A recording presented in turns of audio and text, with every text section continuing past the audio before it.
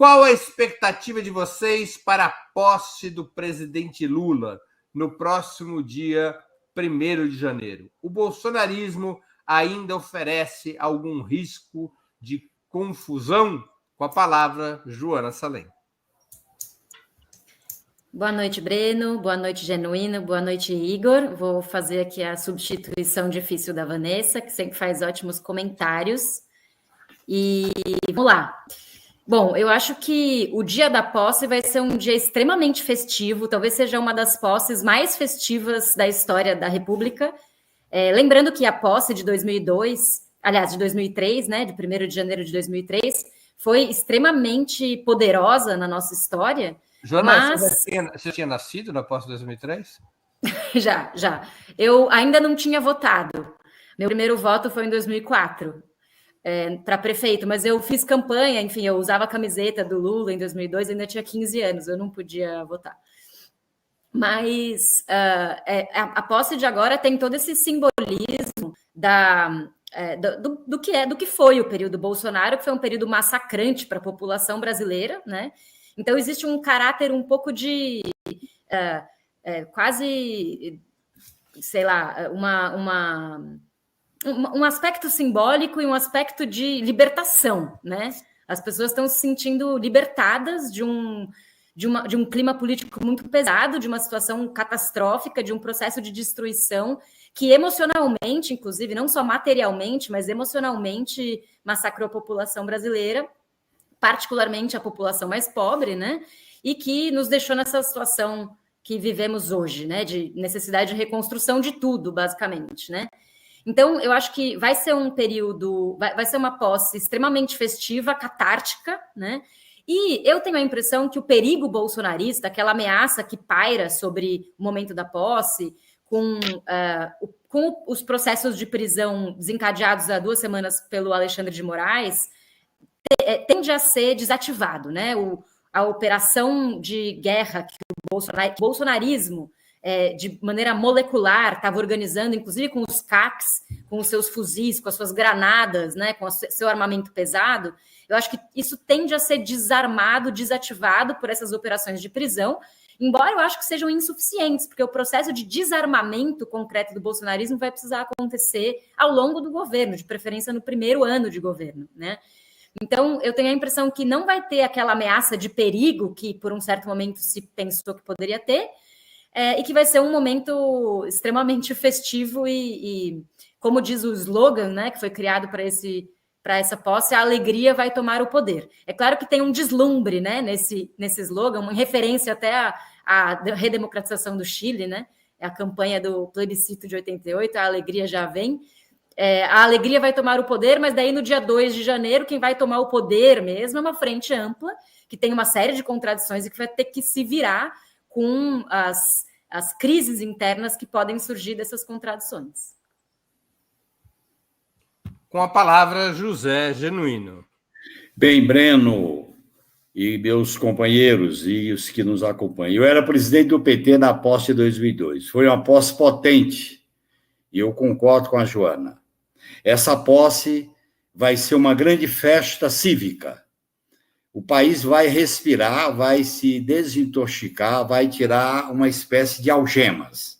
Agora, será uma posse desafiante, porque o retrato do governo que vai tomar posse no dia 1º vai se materializar já agora, a próxima semana, na composição do Ministério e também nas primeiras medidas. Veja bem, nós estamos numa posse que, diferente de 2003, a gente já está tendo que governar sem antes tomar posse. Aí, a exemplo disso foi a PEC do Bolsa Família. O exemplo disso são os acampamentos que existem em frente aos quartéis. O exemplo disso são algumas ameaças veiculadas por alguns órgãos de informação. Uma prova disso são os editoriais da grande mídia falando em PEC da gastança. Uma prova disso são as tentativas do mercado de estabelecer um tipo de tutela. E uma prova disso é que o aparelho militar do bolsonarismo não foi desbolsonarizado. O bolsonarismo ele precisa ser desbolsonarizado dentro das Forças Armadas, nas instituições do Estado, na PGR, na Polícia Federal, em vários órgãos do Estado, no sistema de justiça e nos segmentos da sociedade. Portanto, isso vai envolver uma luta política, vai envolver medidas de enfrentamento no terreno judicial, mas principalmente enfrentamento político. Eu acho que a posse vai significar uma alegria, uma vitória, mas nós não podemos simplesmente transformá-la numa comemoração. Eu acho que a posse tem que sinalizar.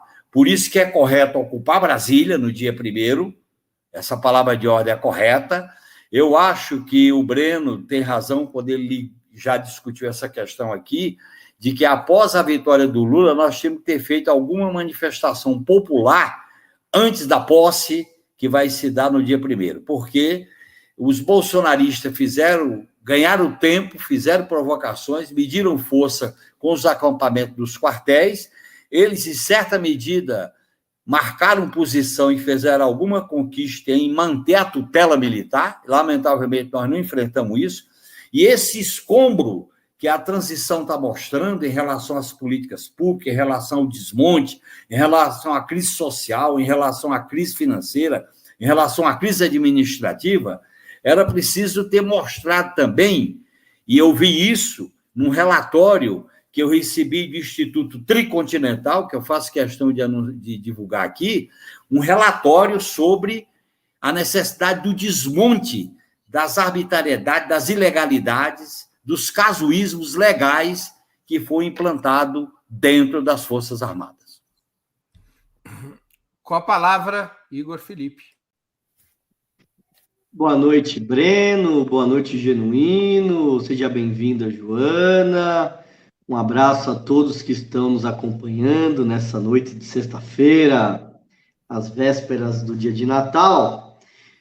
Breno, acho que as expectativas para a posse do Lula são bastante alvissareiras, promissoras e animadoras, né? O que nós temos acompanhado é a organização de caravanas para Brasília, de todo o país, de militantes brasileiros e brasileiras que querem vivenciar e acompanhar esse momento importante da vida política nacional e das forças progressistas, né? Que vivem um momento, um período de resistência muito agudo desde 2013 e que agora, de certa forma, vive um novo momento com a eleição do Lula, que toma posse. Então, eu acredito que a posse do Lula, acho que ele tem três características. Acho que, primeiro, que vai ser uma festa popular. É uma festa de todos aqueles que lutaram, resistiram contra o golpe do impeachment da presidenta Dilma, contra a prisão do Lula, que resistiram contra a eleição e o governo do Bolsonaro, contra esse processo de perda de direitos. Então, é uma festa popular daqueles que lutaram, resistiram e que tiveram uma vitória política importante. Eu acho que o segundo elemento é que tem que ser, além de uma festa, como o Genuíno coloca, uma manifestação de massa, uma demonstração de força política das forças do campo democrático popular, tanto no sentido de garantir que o governo tome posse, mas que possa implementar o programa que foi anunciado nas eleições, que prevê medidas e mudanças políticas, econômicas e sociais. Então, a posse, ela tem essa simbologia de ser uma manifestação de força das forças populares para empurrar o governo e enfrentar as forças que, como o Genuíno bem colocou, resistem, né? A gente acaba de ver o editorial da Folha de São Paulo, que já se coloca na oposição ao governo, sendo que o governo nem tomou posse ainda, né? Já combatendo as mudanças na área econômica. Então, a posse tem que ser uma manifestação de força.